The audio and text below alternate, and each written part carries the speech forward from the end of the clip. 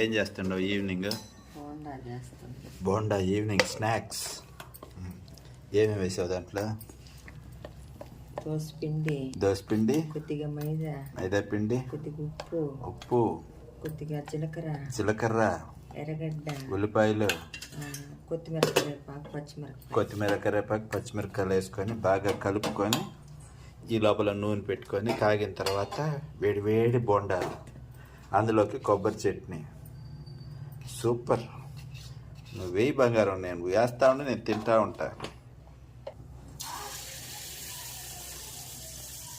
వేడి వేడి బోండాలు పూర్ణాల్లాగా పొంగుతున్నాయి.